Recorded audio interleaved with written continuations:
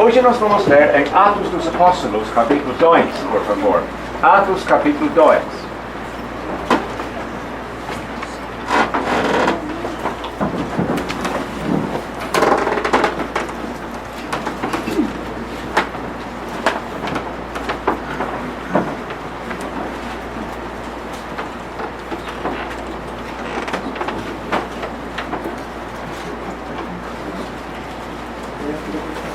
Atos dos Apóstolos, capítulo 2, versículo 37. Todos são muito bem-vindos aqui hoje de noite. Apreciamos a sua presença, a sua atenção.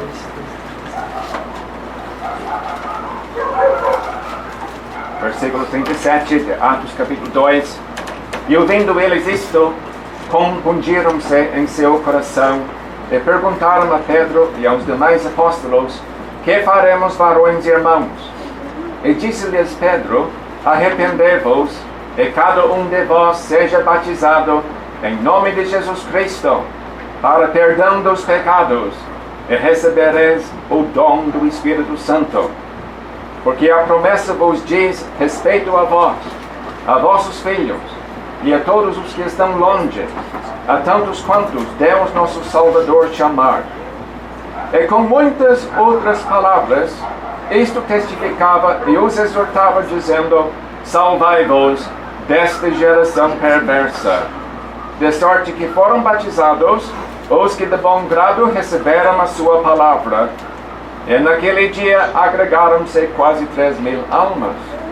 E perseveravam na doutrina dos apóstolos, e na comunhão, e no partir do pão, e nas orações. E em toda a alma havia temor, e muitas maravilhas e sinais se faziam pelos apóstolos. E todos os que criam estavam juntos, e tinham tudo em comum, e vendiam suas propriedades e fazendas, e repartiam com todos, segundo cada um havia de menester. E perseverando unânimes, todos os dias no templo, e partindo o pão em casa, comiam juntos com alegria e singeleza de coração, louvando a Deus e caindo na graça de todo o povo.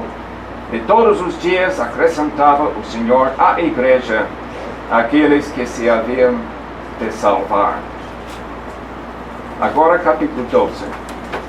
Capítulo 12 do mesmo livro.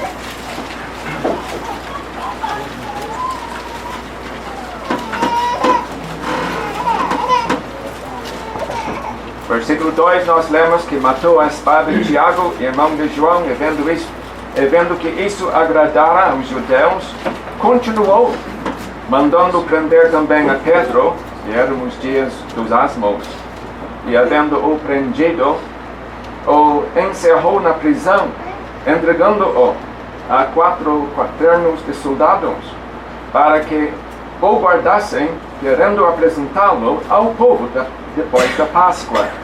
Pedro, pois, era guardado na prisão, mas a igreja fazia contínua oração por ele a Deus. E nós sabemos o que aconteceu como resultado daquela reunião.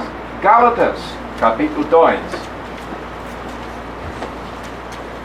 Gálatas, capítulo 2.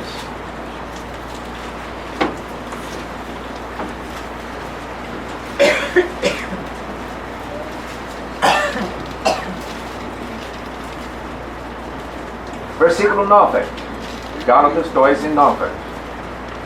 E conhecendo Tiago, Cefas e João, que eram considerados como as colunas, a graça que se me havia dado, deram-nos as destras em comunhão comigo e com Barnabé, para que nós fôssemos aos gentios e eles a circuncisão, recomendando-nos somente que nos lembrássemos dos pobres, o que também procurei fazer com diligência. Eu acho que isso vai servir para nós aqui hoje de noite, mas no decorrer da reunião, eu certamente vou me referir a outras escritoras aqui do Novo Testamento. Então, irmãos, eu estou aqui com um certo exercício diante de Deus a respeito do conteúdo do ministério que nós vamos repartir com todos aqui presentes nessas reuniões. Enfim, eu decidi falar um pouquinho sobre a Igreja de Deus. E hoje nós vamos pensar sobre certas características a respeito daquela Igreja de Deus em Jerusalém. Nós vamos pensar no estabelecimento daquela igreja, da função daquela igreja, certas reuniões daquela igreja. Vamos pensar naquilo que aconteceu lá naquela igreja que se reunia em Jerusalém. Foi a primeira igreja a ser estabelecida aqui no mundo. Isso não quer dizer que a igreja em Jerusalém é a matriz. Eu acho que ainda tem uma igreja de Deus em Jerusalém, mesmo hoje. E eles me dizem que é muito pequena. São alguns membros, não muitos membros na igreja. Mas isso não quer dizer que, sendo a primeira igreja estabelecida, que é matriz, sede. Não. Aquela igreja não tem nada de controle sobre a igreja que se reúne aqui em Sombrio. Não há ninguém em Jerusalém que tem como dar ordens para a igreja aqui em Jerusalém, em Sombrio. Então, irmãos, ainda podemos aprender certas lições a respeito daquela igreja em Jerusalém. Amanhã nós vamos pensar em outras igrejas. Quem sabe nós vamos pensar naquela igreja em Corinto, de tarde amanhã. E quem sabe a igreja em Éfeso, de noite. E nós vamos observar certas características. E até mesmo certas falhas. Opa! As igrejas não são perfeitas. Às vezes, tem falhas e faltas. Mas podemos evitar essas faltas aqui em Sombrio. Deus nos ajudando. Bom, quando nós pensamos nesta palavra igreja, e quando nós lemos a palavra igreja no Novo Testamento, dois pensamentos normalmente entram na nossa cabeça. Porque nós temos de distinguir esse conceito de igreja. Porque tem dois conceitos no Novo Testamento. Escute bem, porque eu estou aqui para tentar transmitir algum ensino básico e fundamental para todos aqui presentes. Tem a igreja, o corpo de Cristo. A igreja que se iniciou bem nesse dia de Pentecostes, Atos capítulo 2. E essa igreja aqui na terra vai cessar de existir no dia do arrebatamento. Então, chama-se da igreja o corpo de Cristo. Às vezes nós usamos o termo a igreja dispensacional. A igreja desta dispensação. Às vezes nós ouvimos o termo esta dispensação é a dispensação da graça de Deus, certamente. Mas podemos chamar essa dispensação da igreja, o corpo de Cristo. Tem outro termo, às vezes nós ouvimos, igreja mística. A gente não gosta de usar esse termo porque nós logo pensamos em algo misterioso. Mas chama-se igreja mística simplesmente porque não é possível enxergar a igreja na sua inteireza. A vasta maioria da igreja já está na glória. Os membros da igreja, nem todos estão aqui na terra para nós podermos enxergar esses membros. Estou dizendo que a vasta maioria já está na glória. Outras pessoas têm que ser salvos ainda, fazendo parte da igreja. Então, não é possível enxergar a igreja na sua totalidade. Isso que estou dizendo. É por isso chama-se de igreja mística. Nós não estamos pensando na igreja mística hoje de noite. Nós queremos falar na igreja de Deus. Na igreja numa determinada localidade. Chama-se de igreja local. No Novo Testamento nós lemos um termo igreja de Deus. Quando nós lemos igreja de Deus no Novo Testamento, você pode ficar sabendo que o autor refere-se a uma igreja local.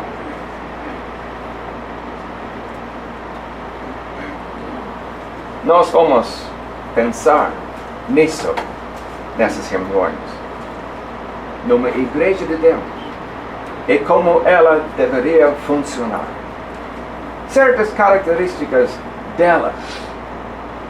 Eu acho que temos como aprender algumas coisas básicas, pelo menos, sobre a igreja de Deus. Mas diz alguém, como é que nós podemos distinguir esses dois conceitos ao lermos o Novo Testamento? Normalmente o contexto ajuda você para determinar qual conceito está na mente do autor. Na Epístola aos Efésios e também Colossenses, lendo da igreja, nós logo pensamos no corpo de Cristo. Sim. Porém, lendo igreja na Epístola aos Coríntios e aqui em Atos,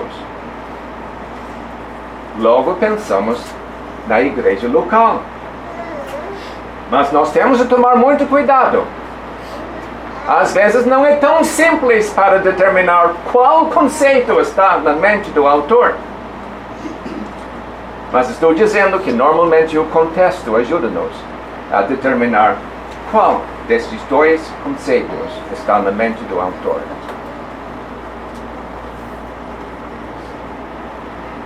Hoje nós vamos pensar sobre o alicerce da igreja em Jerusalém. O alicerce. O alicerce. Quem lançou o alicerce da igreja em Jerusalém? De que maneira essa pessoa lançou o alicerce na igreja em Jerusalém? Como é que alguém conseguiu lançar o alicerce, o fundamento da igreja em Jerusalém? Nós temos de atribuir isso para o trabalho de Pedro, o apóstolo Pedro, na sua pregação do Evangelho aqui no dia de Pentecostes. Porque nós lemos como ele levantou-se junto com os 11 discípulos, ele abriu a sua boca, ele anunciou a mensagem do Evangelho. Ele aproveitou aquela ocasião para apresentar ao povo em Jerusalém. E tinha milhares de pessoas lá em Jerusalém naquele dia. Ele apresentou a pessoa de Cristo. A mensagem do Evangelho. Foi um grande privilégio para Pedro fazer isso. Anunciar Cristo, este crucificado. Ninguém tinha ouvido uma mensagem igual até então. Ninguém. Cristo crucificado. Cristo ressuscitado. E nós lemos como as pessoas começaram a se interessar, deram ouvidos para essa mensagem.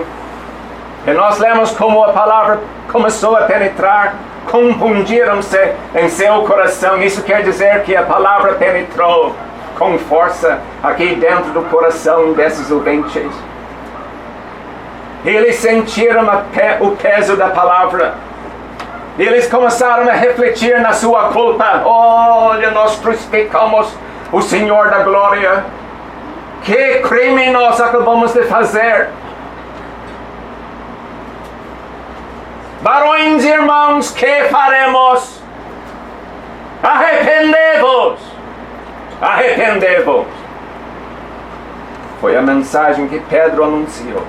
A necessidade de arrependimento. E para essas pessoas confiarem em Cristo para a salvação da alma.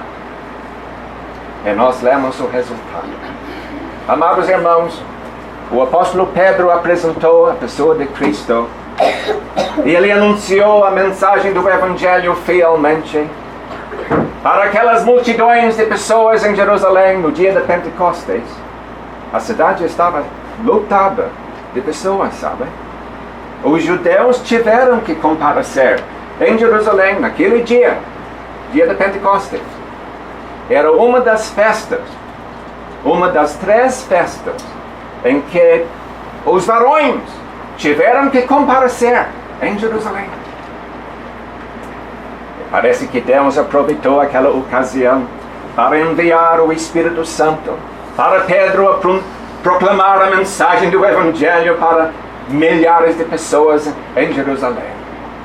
Muitos ouviram de Cristo a sua morte sobre a cruz. Assim Pedro lançou o fundamento. Isso faz-me lembrar daquilo que está escrito em 1 Coríntios capítulo 13, versículo 11. Porque ninguém pode pôr outro fundamento além do que está posto, o qual é Jesus Cristo. Ele lançou o fundamento da igreja em Jerusalém. Irmãos, eu quero dizer alguma coisa. Eu peço a sua atenção. Porque é o seguinte: aqueles que pregam o Evangelho aqui em Sombrio e também Passo de Torres, quem sabe sem eles saberem, eles têm grande influência sobre a qualidade dos santos na igreja em Sombrio e também Passo de Torres. Como assim, diz alguém? Como assim? Eu vou explicar. Estou dizendo que aqueles que trabalham, aqueles irmãos que trabalham na pedreira,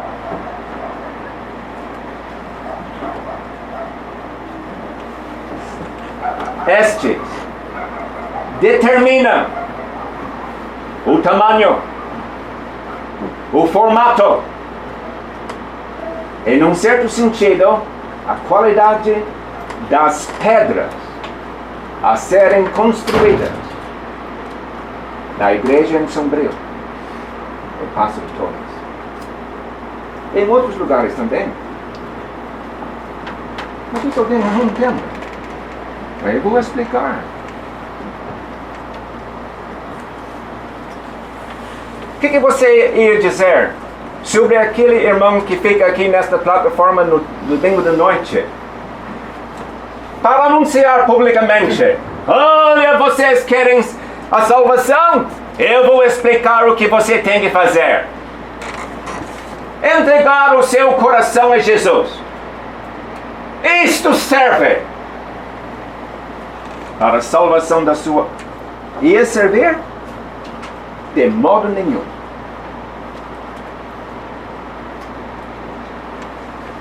Mas tem supostos pregadores que falam assim, publicamente nas reuniões. Pessoalmente eu não tenho ouvido. Nem no Rio Grande do Sul, nem em Santa Catarina. Mas eu tenho ouvido de outros lugares. Basta entregar o seu coração a Jesus. Escute bem.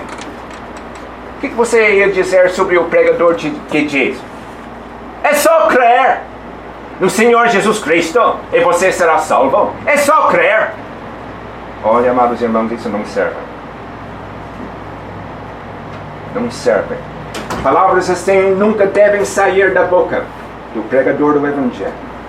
Ah, sim, a Bíblia diz: aquele que crê no Filho tem a vida eterna.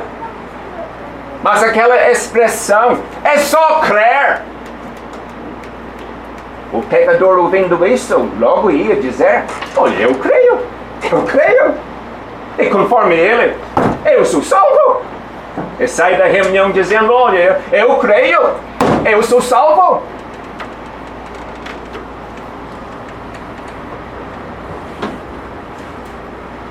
E depois de 4 meses, essa pessoa vem pedindo batismo. E os irmãos estão se reunindo para entrevistar o candidato. Como é que você se salvou?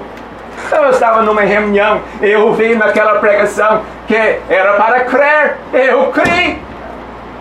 Eu sou salvo.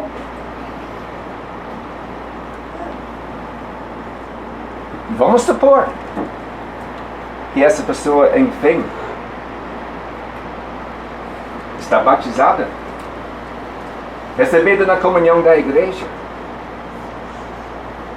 e depois de 1 ano descobre, eu não tenho nada da salvação. Eu não tenho nada da salvação. Eu me enganei. Por isso a gente está dizendo que o pregador do Evangelho tem grande influência sobre a qualidade dos santos da igreja. Estou tentando dizer, amados irmãos, que não basta colocar qualquer irmão aqui nesta plataforma para pregar o Evangelho. Os irmãos têm que ter bom senso.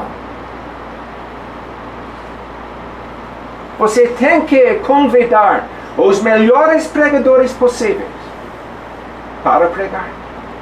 Eu sei que tem o jovem crente que precisa praticar, que precisa realmente tentar anunciar o Evangelho. Sim, tem lugar para tal irmão. Tem lugar. Porque ele tem que desenvolver o seu dom para pregar o Evangelho. Mas vamos colocar ao lado daquele irmão com pouca experiência um irmão que tem bastante experiência. Isso ajuda. Então, irmãos, vamos tomar muito cuidado. Muito cuidado quanto à pregação do Evangelho da graça de Deus. E deixe-me dar umas dicas, só para ajudar os meus irmãos aqui com a responsabilidade para pregar o Evangelho. Certos irmãos já sabem isso, mas tem outros irmãos que precisam saber. Quando eu era bem jovem, não poucos meses salvo pela graça de Deus, certos homens diziam para mim, você tem que anunciar na sua pregação do Evangelho os 3 R's.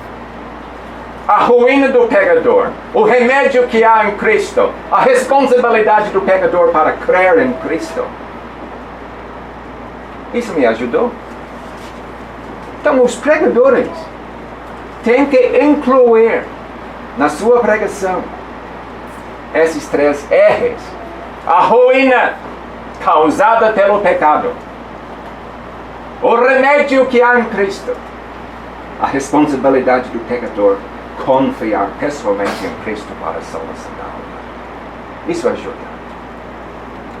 O que foi que Pedro anunciou? Ele apresentou Cristo, o Salvador. Quando Paulo entrou na cidade de Corinto, ele anunciou, Cristo morreu por nossos pecados. Estou tentando dizer, amados irmãos, é verdade que nós temos de avisar o pecador do seu perigo,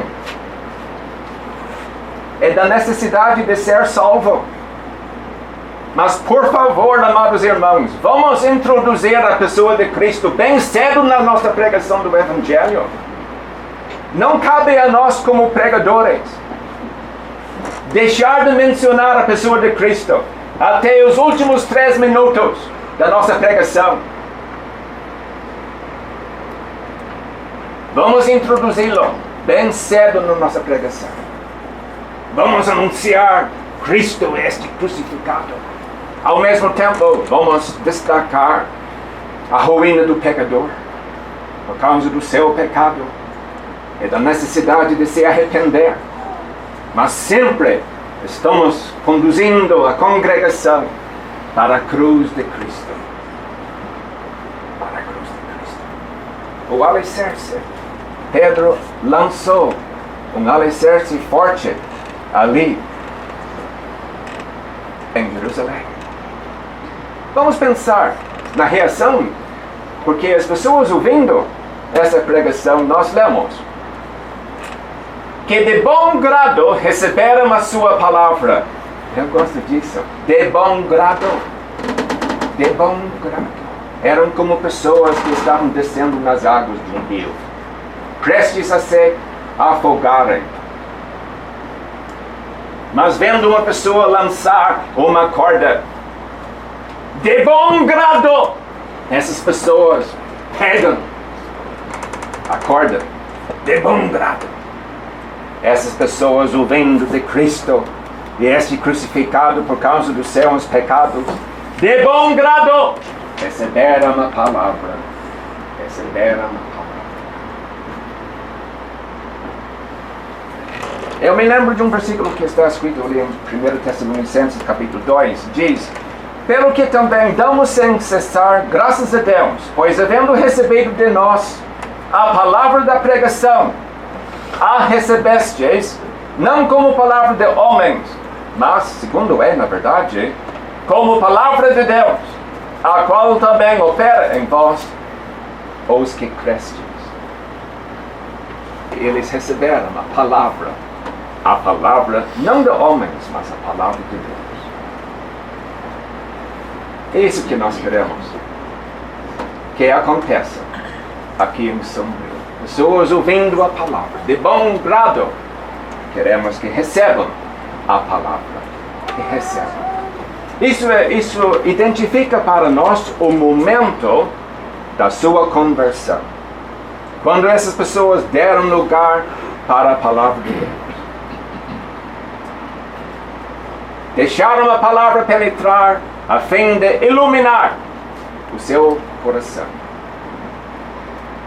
E a palavra conduzindo essas pessoas a Cristo, essas pessoas confiaram em Cristo para a salvação da alma. Para que momento especial! Oh, amados irmãos, deveríamos estar entre as pessoas mais gratas neste mundo. Sabe por quê? Porque nós somos salvos. Conhecemos a Cristo como Salvador. Deveríamos estar entre as pessoas mais alegres. Eu falo do meu coração. Mas além disso, além de sermos salvos, muitos de nós aqui fazemos parte de uma igreja de Deus. E sabe alguma coisa? Cada semana que passa na minha vida, eu dou cada vez mais graças a Deus pelo fato que faço uma parte de uma igreja de Deus aqui na terra. Se não fosse a graça de Deus, se não fosse a palavra de Deus, bem poderíamos estar numa seita evangélica, perseverando até o fim, fingindo falar em línguas, voltando para casa depois de uma... Mas será que eu consegui falar numa língua estranha hoje de noite? Será que eu orei no Espírito? Esses coitados estão presos, sabe? Presos. Estou dizendo que se não fosse a graça de Deus, bem poderíamos ser como essas pessoas. Deveríamos estar entre as pessoas mais gratas aqui no mundo. Mas além de receber a palavra, nós lemos o que essas pessoas fizeram. Foram batizados. Foram batizados. Quando nós lemos de batismo, principalmente ali em Romanos capítulo 6, pelo menos 3 palavras entram na minha cabeça. Sabe quais são? Imersão, submersão, emersão. 3 palavras simples. Imersão. Estou entrando nas águas. Submersão. Estou ficando embaixo das águas por uns segundos.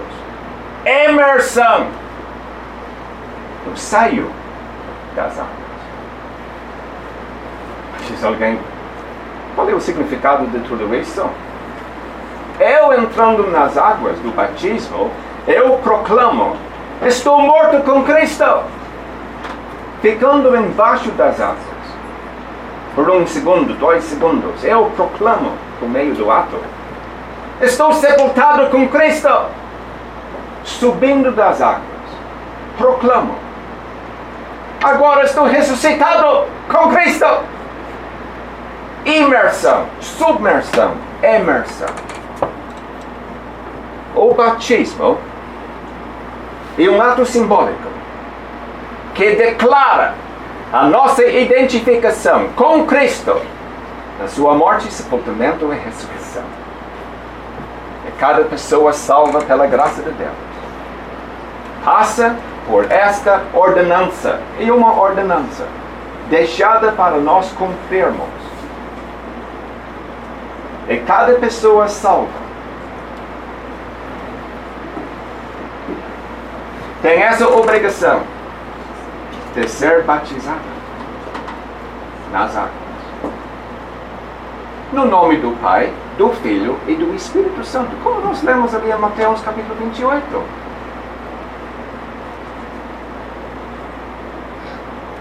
E nós lemos. E eles receberam a palavra, foram batizados. E nós lemos que agregaram-se quase 3.000 almas. Agregaram-se. Simplesmente quer dizer, essas pessoas foram acrescentadas. Acrescentadas a o quê? Nós lemos ali no capítulo 1,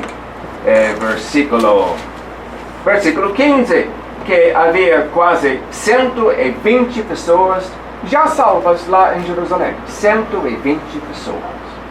Então essas 3.000 pessoas se agregaram aos 120. E assim nós temos o estabelecimento da primeira igreja de Deus em Jerusalém. Eu acredito pessoalmente, amados irmãos, que nem todas as pessoas salvas naquele dia eram moradores de Jerusalém. Então muitas dessas pessoas voltaram para o seu país. Mas eu não sei quantas pessoas enfim ficaram em Jerusalém formando essa primeira igreja. Eu não sei quantas pessoas. Mas estou dizendo, certamente não 3.000. Não 3.000, porque muitas dessas pessoas voltaram até para Éfeso, para outros lugares. Mas pelo menos havia a primeira igreja em Jerusalém como resultado do trabalho de Pedro nesse dia de Pentecostes. Que fundamento sólido. Então, irmãos, querendo lançar o fundamento de uma igreja de Deus, o que nós temos a fazer? Anunciar o Evangelho? Não há atalho. Temos de anunciar o Evangelho fielmente, contando com Deus para abençoar a sua própria palavra. Não há outro atalho. Vamos continuar com a pregação do Evangelho, porque para manter essa igreja, outras pessoas têm que ser salvas e recebidas na comunhão.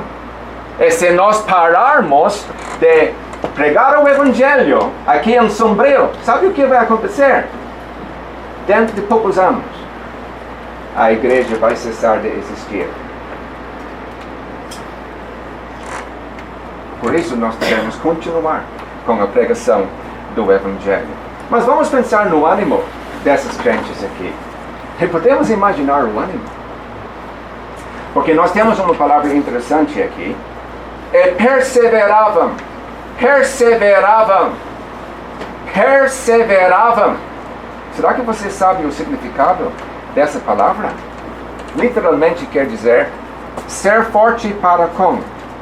Analisando a palavra em si, quer dizer ser forte para com. Mas analisando essas palavras, simplesmente quer dizer que essas pessoas eram plenamente dedicadas, entusiasmadas, com grande vontade para continuar fiéis à palavra de Deus. Olha, podemos nos lembrar daquela época, logo depois da nossa conversão. Estávamos dispostos a fazer qualquer coisa.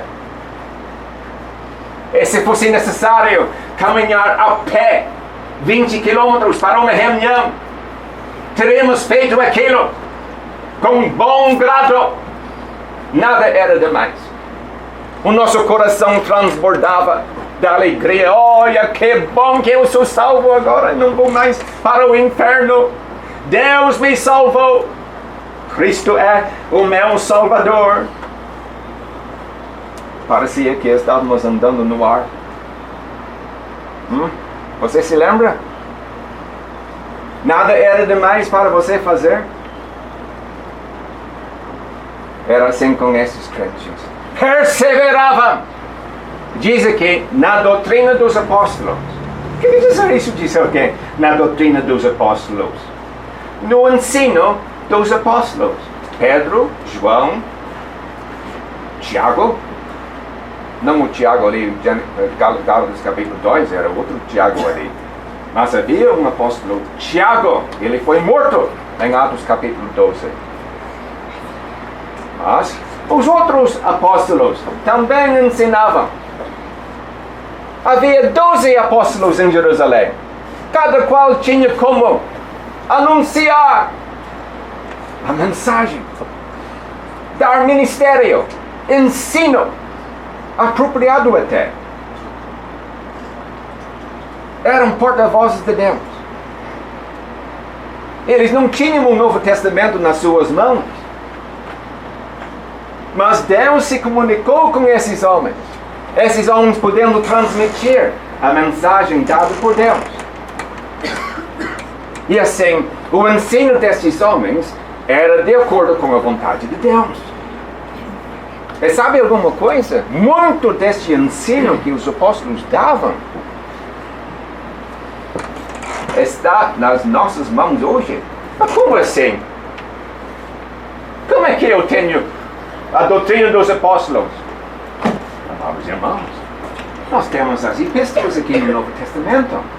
As epístolas são cheias da doutrina dos apóstolos. Eu quero animar todos aqui que confessam a salvação para tomar interesse nas epístolas do Novo Testamento. Começando ali com Romanos. Vai até a epístola de Judas. Vamos incluir também os 4 evangelhos, o livro dos Atos, o Apocalipse também. Nunca devemos negligenciar o Novo Testamento. Ali nós temos o ensino, a doutrina dos apóstolos. E esses novos convertidos em Jerusalém perseveravam. Davam-se completamente, plenamente a este ensino. Devoraram o ensino transmitido para os apóstolos. Eu posso imaginar esses crentes, sabe, numa reunião como esta em Jerusalém.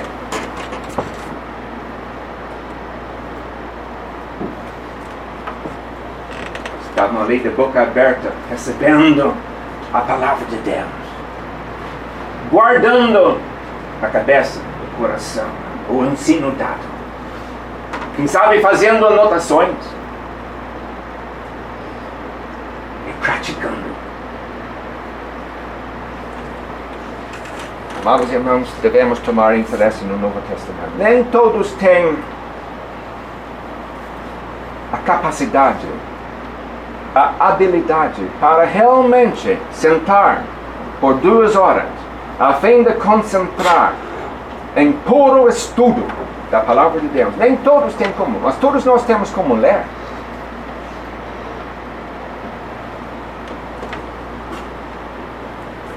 Devemos tomar interesse no ensino dos apóstolos e praticar o que nós aprendemos. Mas lembre-se, na comunhão. Na comunhão. Comunhão quer dizer compartilhamento, participação. Sabe, a doutrina dos apóstolos conduziu esses novos convertidos apreciar o seu lugar na Igreja de Deus em Jerusalém. Agora, através do ensino dos apóstolos, eles tinham como saber o que era a sua responsabilidade. O que eles deveriam fazer em cada reunião. De que maneira a igreja deveria funcionar.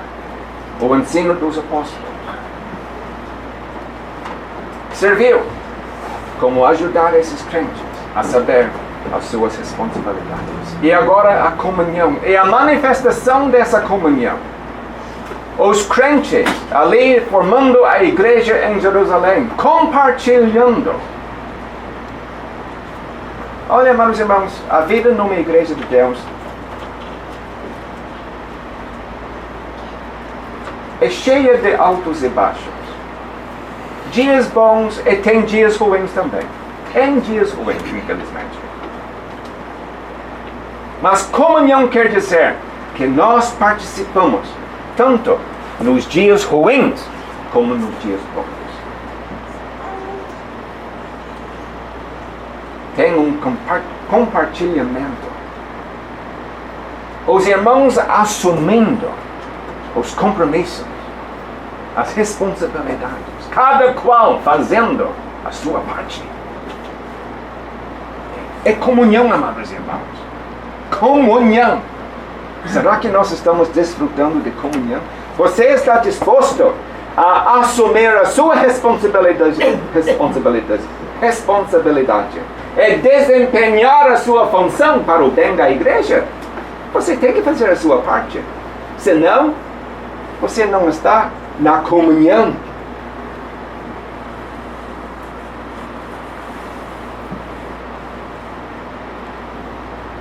Mas eu faço parte da igreja, mas eu não estou na reunião. Eu falto muitas reuniões simplesmente porque eu não sinto a responsabilidade de estar em todas as reuniões. E você chama-se a si mesmo de uma pessoa que está na comunhão da igreja?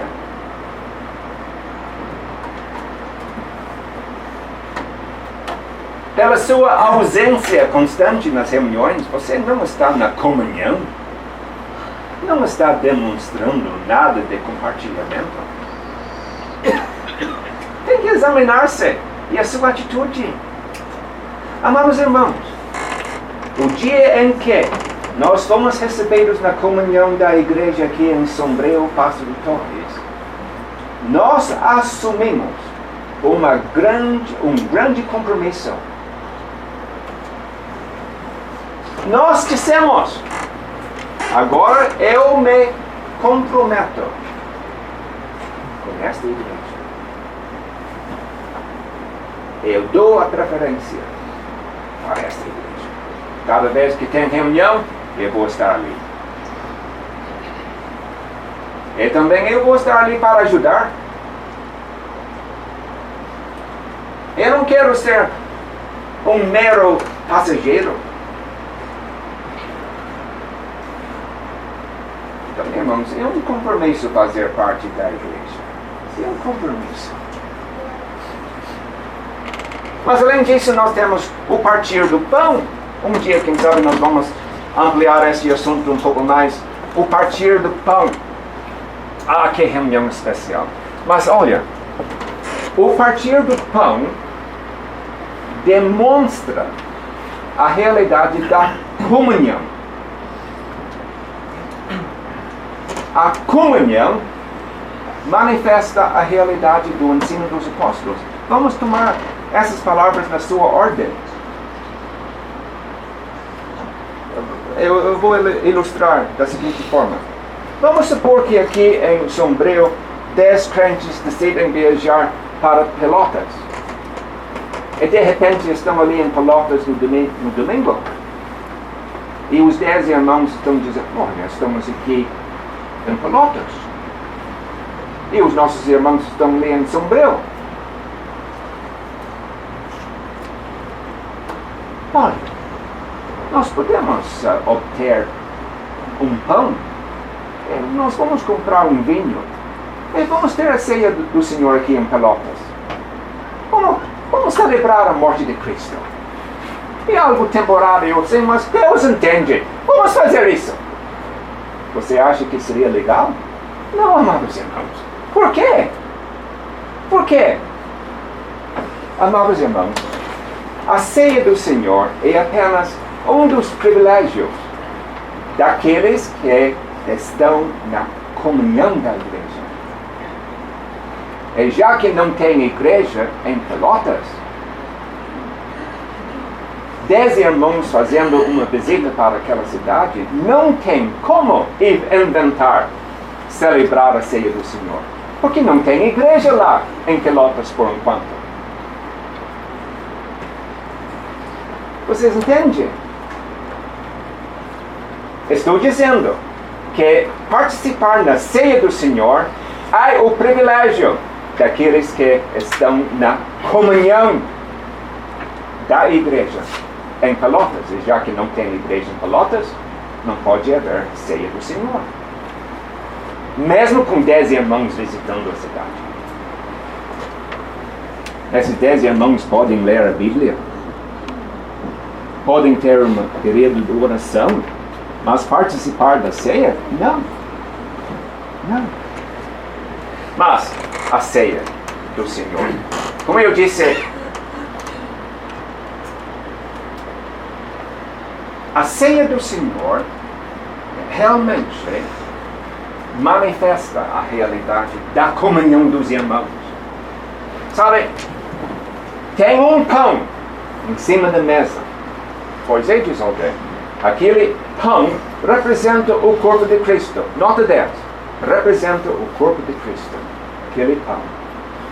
Mas conforme 1 Coríntios capítulo 10, representa também a unidade da igreja. Vamos dizer, da igreja aqui em Sombrio.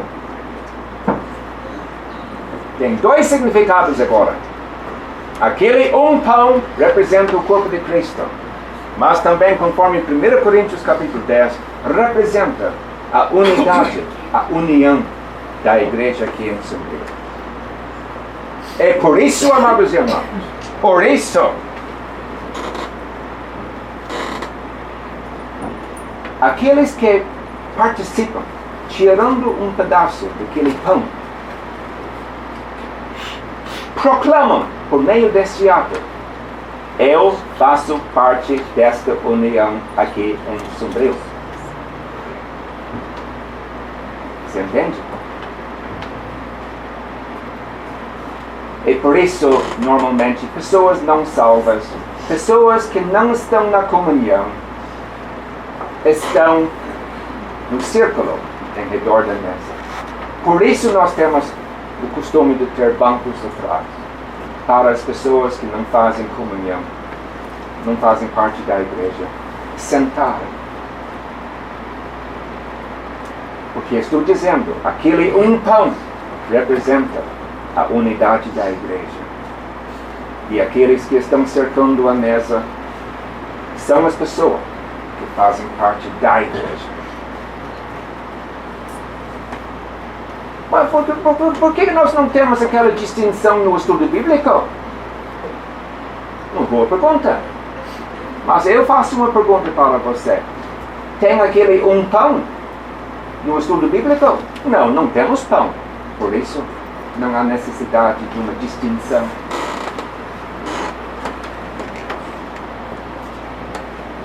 E uma coisa simples que estou dizendo, para ajudar os irmãos a entender. Mas a ceia do Senhor, uma oportunidade para recordar, e uma recordação da pessoa de Cristo. E gostamos de meditar e contemplar a pessoa de Cristo. Realmente. E uma ocasião para adoração, porque nós contemplando a pessoa de Cristo naquela reunião, o nosso coração transborda. Se eleva, e nós adoramos a Deus por causa do seu Filho.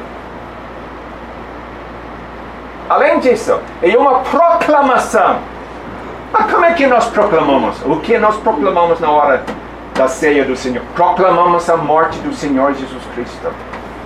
Aquele ato de participar do pão e de participar do cálice.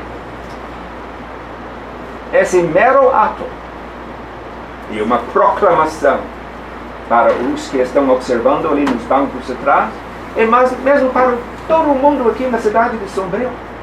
Aqueles crentes ali estão participando dos emblemas.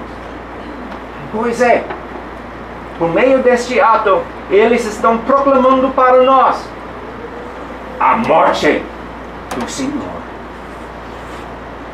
Na realidade, amados irmãos, a ceia do Senhor é uma boa pregação do Evangelho.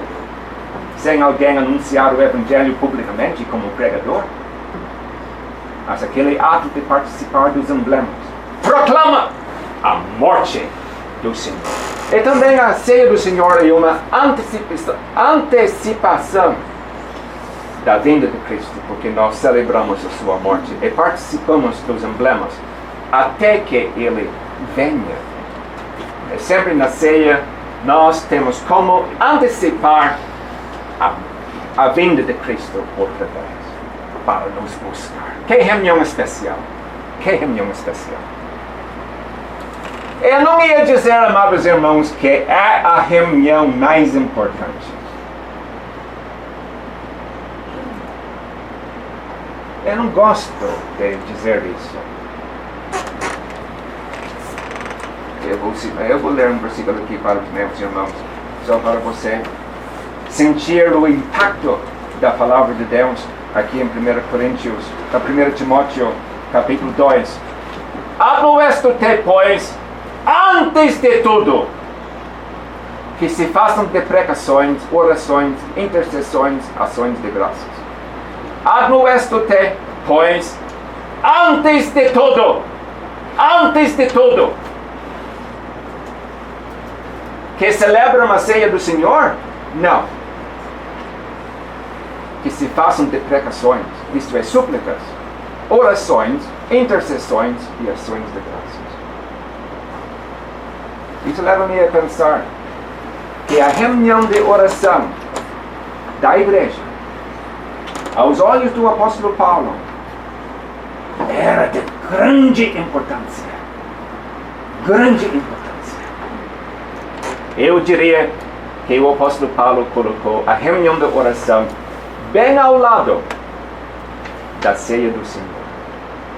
De igual importância.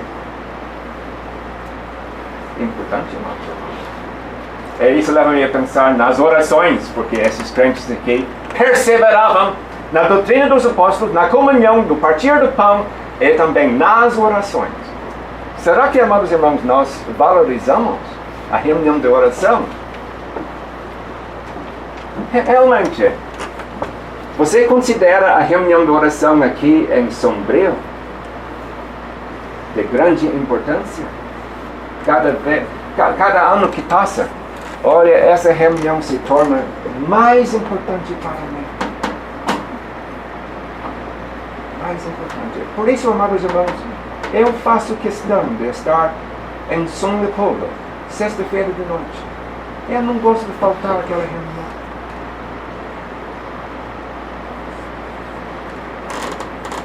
Eu vou ler um versículo aqui para os irmãos. Mateus capítulo 18. Também vos digo, diz o Senhor Jesus Cristo, que se dois de vós concordarem na terra acerca de qualquer coisa que pedirem, isso lhes será feito por meu Pai que está nos céus. Você entendeu o que o Salvador acabou de dizer? Se dois de vós concordarem na terra, vamos dizer numa reunião de oração, acerca de qualquer coisa que pedirem, isso lhes será feito por meu Pai que está nos céus. E vamos supor que aqui em Sombrio, na reunião de oração, estou imaginando, toda a igreja está presente, vamos dizer 20 membros, eu não sei quantos membros tem aqui em Sombrio, vamos dizer 20. Os 20 estão ali presentes. Também, quem sabe, alguns filhos, uma outra pessoa não salva. E os irmãos se levantam para orar. E os 20 entre si estão concordando com aqueles pedidos que o irmão está fazendo. E dizem no final, amém. olha, Deus promete, o Salvador prometeu, que isso lhes será feito por meu Pai que está no céu. Isso será lhes feito. É uma promessa. Vamos nos agarrar nas promessas do Salvador. Por isso a reunião de oração, irmãos, é de grande importância. Aquela igreja andou bem, sabe? Mas tinha grande privilégio. Porque tinha 12 apóstolos naquela igreja. Não tem 12 apóstolos aqui em Sombrio. Não tem 12 apóstolos. Não existem apóstolos hoje, em 2017. Quando aqueles homens partiram para o céu, eles não deixaram sucessores. Não deixaram. Não havia mais necessidade de apóstolos depois da partida desses homens. Porque eles nos deixaram o Novo Testamento completo. Sabe? Não há necessidade de apóstolos. Nós temos o ensino dos apóstolos aqui. Isso basta para nós. Mas ainda, certamente, aquela igreja tinha os altos e baixos na sua existência. Ali em Atos capítulo 12, que dias terríveis. Pedro estava na prisão e esta igreja fazia contínua oração. De novo, estamos pensando nas orações coletivas da igreja. Deus atendeu às orações do povo de Deus. Mas em Gálatas, nós temos ali os anciãos. Porque, enfim, Paulo, aquele apóstolo, o 13º apóstolo, Paulo, fez uma visita para Jerusalém. Nós lemos aqui em Gálatas como ele encontrou-se com esses homens. E nós lemos, conhecendo Tiago, Cefas e João, que eram considerados como as colunas.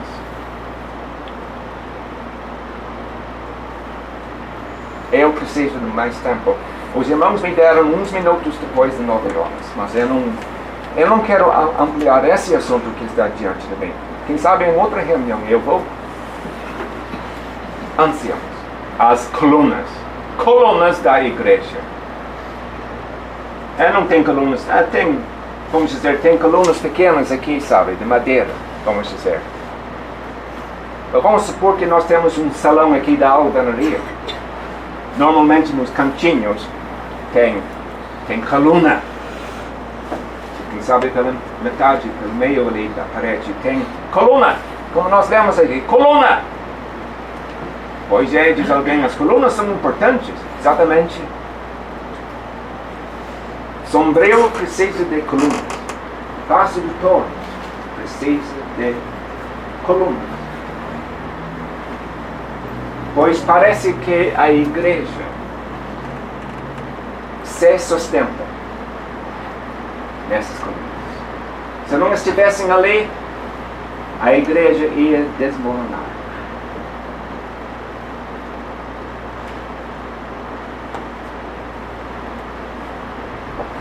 Irmãos, será que há colunas aqui em Sombrio?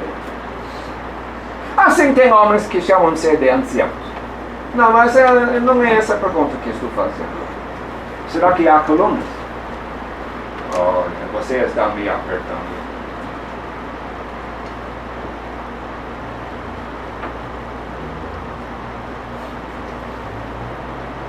Colunas. Homens estáveis. Homens fortes, firmes. Homens contra quem os demais crentes podem se encostar.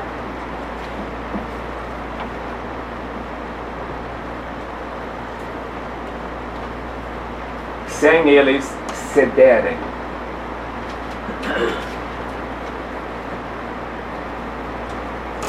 Olha, tem uma grande necessidade de anciãos, colunas. Eu não me maravilho que Cefas era coluna. Cefas, João. Mas esse homem Tiago, meio irmão do Senhor Jesus, Ele era filho de Maria, mas ele era filho de José. O Senhor Jesus Cristo não era filho de José. Nós sabemos isso. Por isso a gente está dizendo que esse Tiago era meio-irmão do Senhor Jesus Cristo. Esse Tiago não era apóstolo. Não era apóstolo. Cefas e João, sim, eram apóstolos. Tiago, não. Mas que eu vejo, esse homem se salvou, isso é, Tiago se salvou depois da ressurreição do Senhor Jesus Cristo. Porque quando o Salvador andava aqui, Tiago não acreditou em Cristo. Nós lemos isso em João capítulo 7. Mas depois da ressurreição, o Salvador apareceu a Tiago. Lemos disso em 1 Coríntios capítulo 15. Tiago se salvou. Isso quer dizer que dentro de 20 anos, ele era considerado coluna na igreja em Jerusalém. Mas 20 anos só, 20 anos. Como ele cresceu. Como ele cresceu.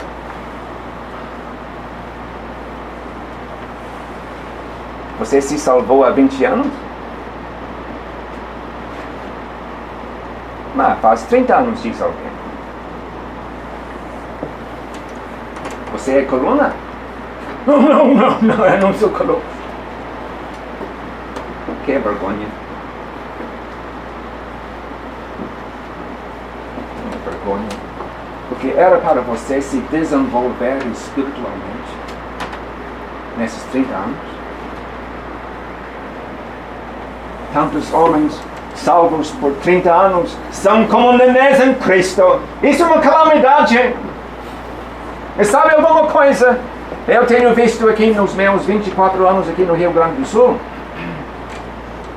homens que nós respeitamos como anciãos em certas igrejas, foram levados para o céu. E os irmãos que sobraram, um começou a olhar para o que nós vamos fazer agora? Parecia que ninguém estava preparado para assumir as responsabilidades dos anciãos. Os irmãos ficaram perdidos. E realmente parecia, em certos casos, ninguém era qualificado. Ninguém tinha dedicado-se ao estudo profundo da palavra de Deus, podendo abrir o estudo bíblico. Olha, jovem, cabe a você se dedicar ao estudo da palavra de Deus. Porque dentro de pouco tempo, os irmãos vão precisar de você. Você vai ter que assumir o papel da ancião, quem sabe. Você tem que se preparar agora.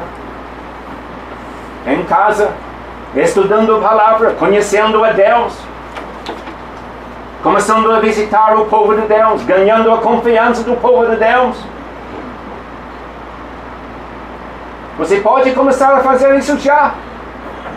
Eu visitar o povo de Deus? Sim, você pode levar a sua esposa para visitar. Leva a Bíblia contigo também, para ler, para orar. Vamos ser como uma viúva.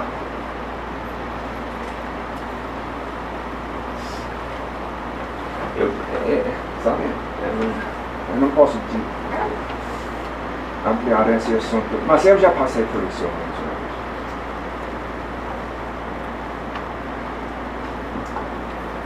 Eu me encontrei numa igreja, eu não tinha pensado em falar assim, mas já que esse assunto se abriu, eu vou dizer isso. Havia 97 irmãos nessa igreja em que eu fazia parte. Eu estava na comunhão dessa igreja. Eu estava namorando nesta altura, mas eu não era casado. 97 membros na igreja. Eu me lembro de fazer uma lista. Eu ainda tenho essa lista em casa. De 36 irmãos aposentados naquela igreja. E tinha, que eu me lembro, pelo menos 10 irmãos que não tinham como sair das casas. por causa da velhice, enfermidade. Eu tomei a decisão para dedicar uma noite na semana para visitar esses crentes. Então, na prática, eu saí da casa mais ou menos 6:30. Logo eu conheci os irmãos que tinham o costume de ir para a cama bem cedo. Então eu visitei esses primeiro. Eu conheci aqueles irmãos que tinham o costume de ficar até meia-noite, acordados, sem ir para a cama. Então eu deixei essas visitas até mais ou menos 9 horas, 10 horas da noite. Então a gente conseguiu visitar 4 desses irmãos numa noite, para ler as escrituras, para conversar, para orar. Mas como eles gostavam disso? Eu digo para você, eu descobri alguma coisa. Depois de 2 anos, 3 anos fazer isso, esses irmãos começaram a confiar em mim. E eles começaram a se abrir, contando para mim os seus problemas, as suas preocupações. Eu estava ali vendo tudo isso, sabe? Coisas bem particulares. Mas eles tinham confiança em mim. Então eu tinha mais material sobre que eu podia orar. E dando um ministério, eu tinha como levar em conta as necessidades desses irmãos, e quem sabe um ou outro estando na reunião. Eu tinha como ministrar para o benefício, porque eu sabia dos problemas desses irmãos.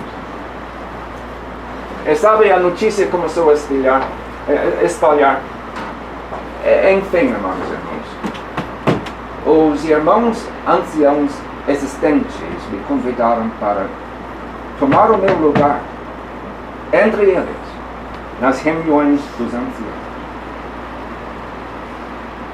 E assim mesmo como funciona, irmãos e irmãos. Você precisa começar já para ganhar a confiança dos irmãos. E realmente para tentar ajudar, dar uma palavra de ministério para animar esses irmãos. E visitar aqueles que precisam de uma visita. Realmente todos os irmãos precisam de uma visita. E dessa forma você vai conhecer as necessidades dos seus irmãos. Vai ser um ancião fiel, podendo apacentar o rebanho, podendo ajudar.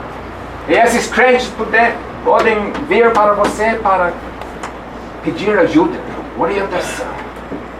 Eu vou ter que deixar esse assunto. Mas olha, Sombrio precisa de colunas. Passo de Torres precisa de colunas. A igreja em Jerusalém tinha colunas. O alicerce, o ânimo desses irmãos, os anciãos na igreja em Jerusalém. Vamos ter que deixar o assunto ali, amados irmãos. Tomara que este ministério sirva para o ânimo dos nossos irmãos aqui. Sombrio e também passo. Vamos orar.